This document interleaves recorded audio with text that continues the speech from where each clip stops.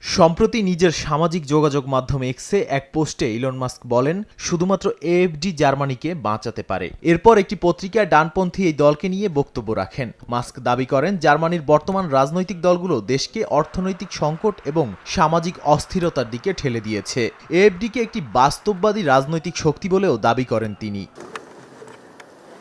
মাস্কের মন্তব্যের জবাব দিয়েছে জার্মান ক্যাবিনেটের মুখপাত্র ক্রিস্টিয়ান হফম্যান। বলেন, মাস্ক জার্মানির নির্বাচনে হস্তক্ষেপের চেষ্টা করছেন। মাস্কের এই বক্তব্যের বিরুদ্ধে জার্মানির প্রধান রাজনীতিকরাও তীব্র প্রতিক্রিয়া জানিয়েছেন। সিডিইউ-সিএসইউ দলের নেতা বলেন, মাস্কের হস্তক্ষেপ অযৌক্তিক এবং অবাঞ্ছিত। এমন কিছু তিনি পূর্বে কখনো দেখেননি।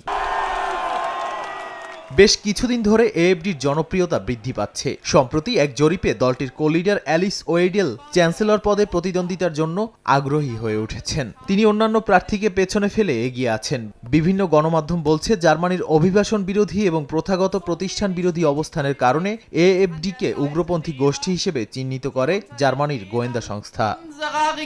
নাদিম মারজান, সময় সংবাদ।